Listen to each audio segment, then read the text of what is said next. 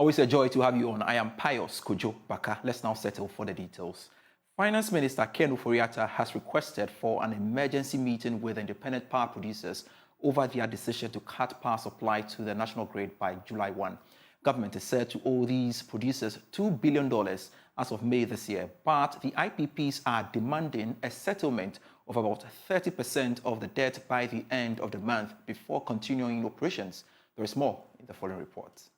Joy Business understand that the Finance Minister sent a request to the independent power producers yesterday for the emergency meeting. Immediately received a letter from the IPPs reminding him that they cannot guarantee continued generation of electricity operations from July 1 if government fails to honor 30% of the total debt. We further learned that the minister requested to meet the IPPs individually, but the IPPs are said not to be ready to agree on any terms until the government settled them part of the debt. The IPPs, in a reminder, urge government to prioritize payment of the outstanding arrears owed to EarTH members to enable them cover critical operational costs required to continue operations and pay overdue debt service. Well, Senior Program Officer of the Natural Resource Governance Institute, Dennis Jerire, is urging government to open up the energy sector to competitive bidding to enable other IPPs to help in producing power for the country. Well, this is coming on the back of the threats issued by the IPPs in the country to halt the operations if government fails to pay their $1.4 billion debt. Senior Program Officer of the Natural Resource Governance Institute was speaking on the marketplace. Most of these IPPs got into these contracts by non-competitive means, sole sourcing. I think one of the first steps that government can take is to open up procurements within the power sector. We should not have the situation where government just goes to negotiate with one IPP here or there and then get the country committed. We must open up the power sector to competitive bidding, and not just the power sector, but the entire energy sector. You've heard CSOs and other experts talk about the need to open up, even in the petroleum sector. The recent example is Mawari refinery. Torenco was procured by sole sourcing. And so this sole sourcing business that government is engaged in and that which it justifies every now and then is one of the issues that government can immediately tackle. Going forward, government must also tackle the issue of political patronage. These state-owned enterprises must be seen as business, and they must operate as businesses. The case where government gets politicians involved in the running of these state-owned enterprises and use them as piggy banks, basically using them to make money for individuals close to power, must stop. These are corporate entities and they must run efficiently. Governance structures must be respected, including the procurement processes for some of these SOEs. And so for me, going forward, that should be the direction that government must take. Away from the energy front, Registrar of Companies, Mawari, has revealed that the payment of locked-up funds of Black Shield Fund Management customers, formerly Gold Coast, cannot be made unless it secures liquidation order from the courts. The customers, picketed at the premises of the Securities and Exchange Commission last month, demanding full payment of their funds.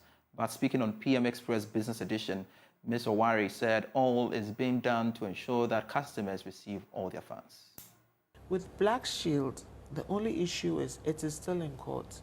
Why have it kept so long? Yes, because the owners of Black Shield are fighting the official liquidator in court. They do not want to be liquidated. And the bailout package was such that we can only issue out that package to creditors or investors who invested in the fund management companies if only we get the official liquidation order. And we still have not got the official liquidation order. Why haven't you got it? I mean, it's still in court. It's a back and forth. The court processes. We petitioned the court based on the directive from Securities and Exchange Commission that Black Shield was not able to pay its creditors as it fell due. And that is the stand upon which we went. And truly, up till now, they've not been able to pay all these investors who were, picketing at the Securities and Exchange Commission. And of course, the government wanted to ensure that the capital market was not, shaken. I was with you at that time. That's why they brought about the bailout package, scheme. So many of those fund management companies that I was able to, operate with, we had liquidation orders before I could call for the creditors meeting. I had all those meetings, and we had a whole plan in place of how they could get their monies. And I was able to pay tier 1 cash, and tier 2 is now with GCB Capital. So that aspect is gone. I just have Black Shield remaining because the courts have not been able to give the official liquidator the order to liquidate it. So when they go and picket at SEC, it's not really going to help. And even, the point is, I need a liquidation order to kickstart the bailout package.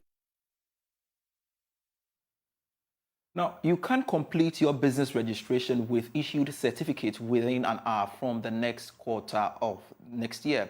This will happen as the Registrar of Companies is set to roll a new system from next year that should fully automate its entire operations. Let's listen to Registrar of Companies, Madam Jemima Mawari, once again. It's possible with the current system that we have, if only you also comply with our requirements. Because some will come and haven't even filled the forms. Some will come and they don't have a digital address. Some will come, they don't have an NIA card. So the key thing is, let's start counting from the time you complete all the requirements. And then we can say confidently that within a day, we can give you the business registration certificate. The issue in reality, though, is that the current software has challenges, and nobody denies that fact. And so you could come in and do everything within the day, but you won't get it within the day because possibly the system has shut down for one reason or the other, or one of the users of the system, maybe the lawyer or the company inspector, does not approve it within the time they're supposed to approve it because there are so many other things that are being done. And that is why we are now going to move a step further and come up with a new software. We are trusting God before the end of this year, but looking at June is a bit short to the end of the year. Early of next year, 2024, we are coming up with a new software which would enable you to do everything online. You would not need to walk into our offices with paper, as currently people are walking in and queuing at the bank to pay and scan and all those things. It would be a thing of the past. All right, so let's get on to phone and speak to Charles Nyame, who is the convener of the Black Shield, basically customers picketing on the back of their demand for the payment. Now, Charles, grateful you could join me on Business Live. Now, what do you make of this latest development coming up from the Registrar of Companies indicating that so far the court hasn't given any order for liquidation to begin, for which reason your payment has delayed? Thank you very much for the opportunity given us. In fact, it is an unfortunate statement coming from Mawari at this point in time, after we have waited for over 5 years of a locked-up funds where we have done our validation and government has paid part of our money, and so they are still given a condition of a liquidation order. Please come to think of it. Last Wednesday, that is the 21st of this month, the liquidation case that she is citing as an excuse was called at the Commercial Court 6 of the Accra High Court Division. And when the case was called, the judge had already issued an order for the Securities and Exchange Commission to furnish the court with a server that contains customers' data so that the Gold Coast Fund Management lawyers can reconcile with figures that the Securities and Exchange Commission has presented as a debt that they owe customers. The judge of the Registrar General Department, the judge that is representing Madam Jemima Mawari, came to the court to report to the court that the server which Securities and Exchange Commission ordered Iyoko to confiscate it from the Gold Coast Fund Management, the server has gotten missing under the custody of the Iyoko. How can you say this to any civilized, in any civilized country, that a whole Iyoko, an investigatory security body, taking over a server that contains an information worth over 3.5 billion Ghana cedis is missing under their custody, is a server, just a mere paper that could be mixed up with documents. You see? So in one breath, the Register General Department is saying that they need liquidation order before they can pay customers. In other breath, the procedures that they have to subscribe to get the liquidation order, they are impeding those procedures. We, the customers, what we are saying is that we can't wait for their delayed taxes liquidation order case in court. Government has taken over our debt. Part has been paid, and we expect the government to do justice and pay us. Madam Mawari, I will use this medium to tell you that we are coming to your office very soon, especially out there. If the server that you took from Gold Coast Fund Management that contains our data, which the court needs before it can give the liquidation order of which you have cited as a condition for our payment is missing under your custody, you will provide it. Well, if that is the route you intend to take, I don't think it's bad, because coming from his point of view that you need to have a liquidation order from the court before they can, proceed with your payment, I think it's in order, isn't it? No, it is not in order. It is not in order in the sense that government has already taken over the liabilities. Government has validated our claims. Government has shown commitment in paying part of the money. In fact, some of our members have been paid fully their investments. Some have received their full investments. So why should the remaining of us be used that unless you get the liquidation order, you are not going to pay us? And come to think of it, the liquidation case that the Register General Department filed against the Gold Coast Fund Management, the server, which is in the custody of Gold Coast Fund, of Securities and Exchange Commission, and the Register General Department under the custody of the IOCO, Register General Department lawyers are telling us in court just last Wednesday that the server that the court needs for it to reconcile figures before the liquidation order can be given to the Register General Department, they are telling us that the server that is in their custody has got missing. So why the delay? If the server that the court needs to pay us has gotten missing under your custody, then who's supposed to be blamed? Then let's forget about the whole liquidation. They should stop citing the liquidation order as an excuse to our payments, because without the server, figures cannot be reconciled for the liquidation order to be given to the government to pay us. And if the server has got missing under their custody, then they should bear the cost and go ahead and pay us our already validated claims. Then they can battle in the court forever with Gold Coast Fund Management on it. All right, so Charles, update me, because it is a very important point you've raised, that it mentioned that if the saver is missing. Now, what did the court say? I'm pretty sure it's not your domain to tell us whether they should, be held accountable. But what did the court say? Okay, the whole thing is that after the licenses of Gold Coast Fund Management was revoked in 2019, the Securities and Exchange Commission, together with the Register General Department, instructed the IOCO to confiscate the server of Gold Coast Fund Management, which contains our data, for safety purposes, for future reference. Now, the court made an order because the court needs some information to reconcile figures. Because if you want to liquidate Gold Coast Fund Management, you have to agree with them the amount of money due customers before they can calculate assets value to that amount and give it to the government. Now, the server which contains information to reconcile with the figures that the Register General Department has presented to court as the debt that they owe customers, the server is under the custody of the Register General Department, the Securities and Exchange Commission, and the IOCO. Their lawyers came to court last Wednesday, just this last Wednesday, 21st of June, to come and report to the court that when they went for the information, what the IOCO told them is that the server has got missing. And my point to you is that what did the court say after they made that announcement to the court? What order did the court give them? The court adjourned the case to 3rd July. So we are waiting till 3rd July to know what the court will say. But the point is that you can't cite the liquidation as a point of our payment or as a condition of our payment, and in other press, the very data that you need to go through the process of the liquidation, you come and report to the court that you have missed, you have lost track of the server.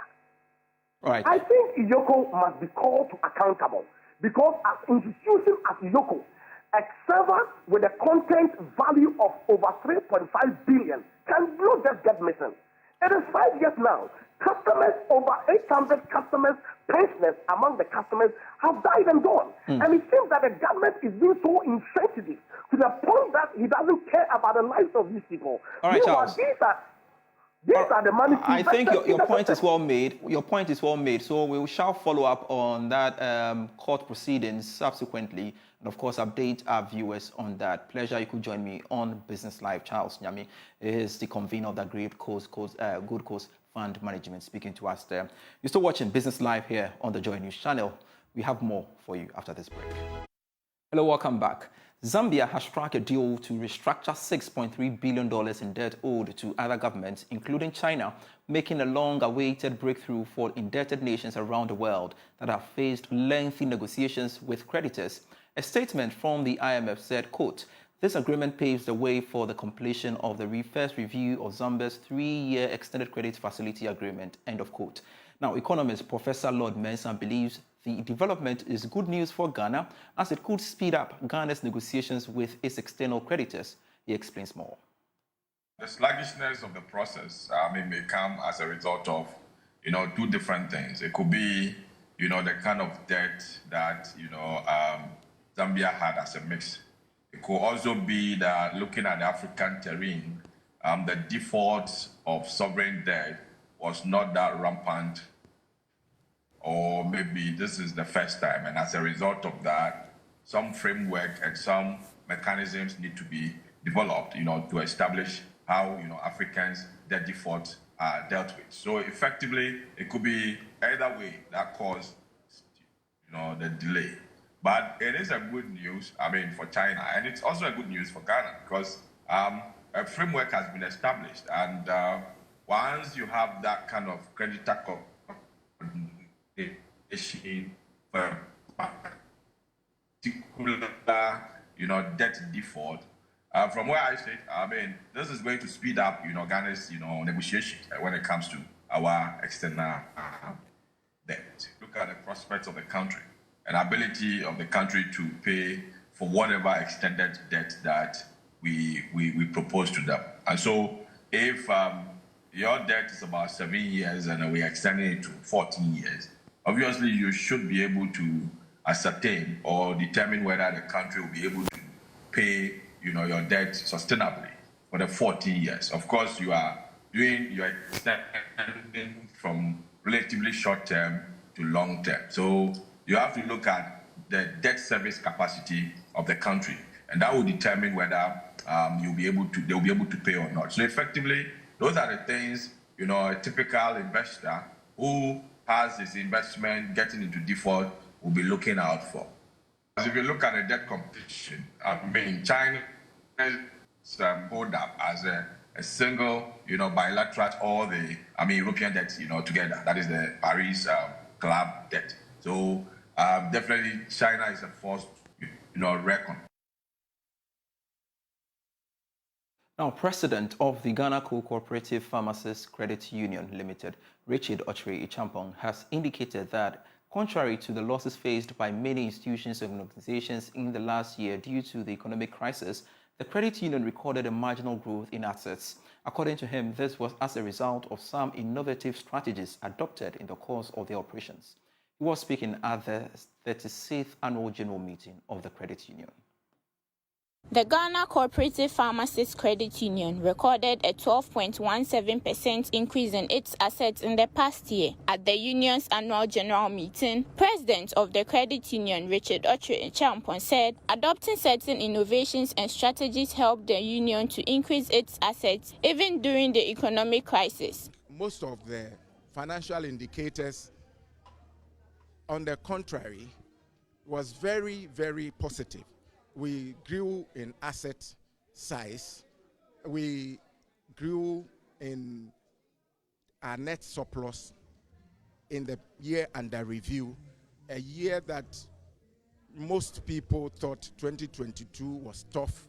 We introduced technology, a lot of innovations, as you heard in my speech, you know, from telesales department was introduced, business development, marketing department, so that we attempted a shift from the traditional way of running a credit union, which people see as a semi-quasi-susu, you know, association.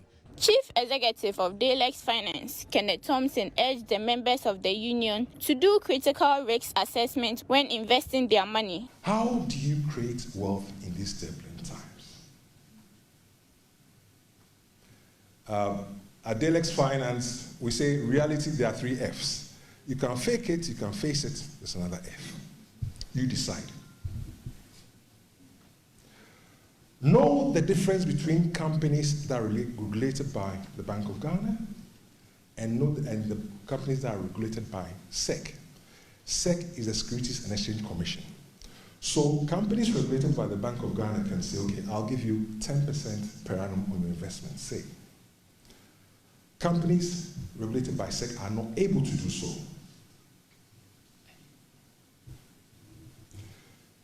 Whatever money you've left after you've decided that your chop money is too small, so you are now cutting out a meal,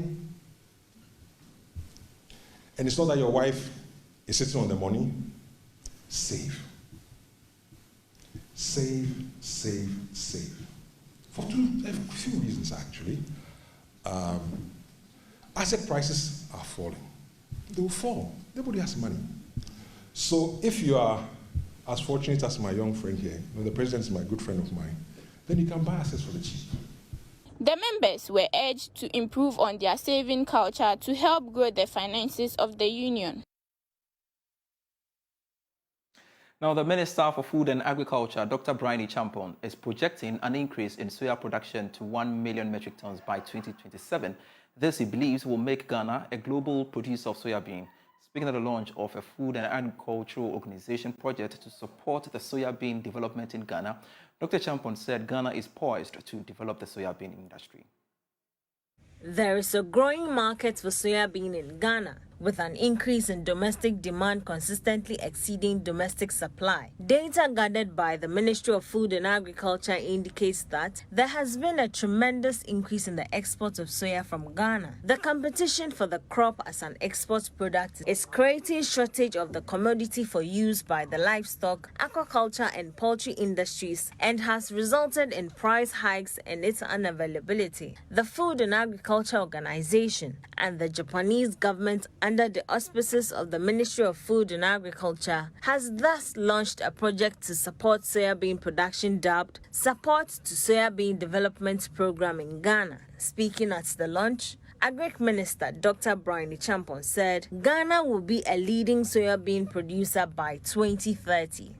In 2022, the total soybean produced in Ghana estimated to be around 250,000 metric tons.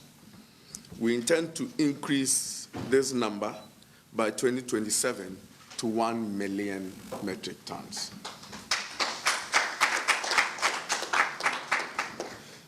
Indeed, Ghana is the #1 producer of exporter of yam in the world, #2 cocoa in the world, and we are hoping that by 2030, Ghana will be the #1 exporter of soya in the world.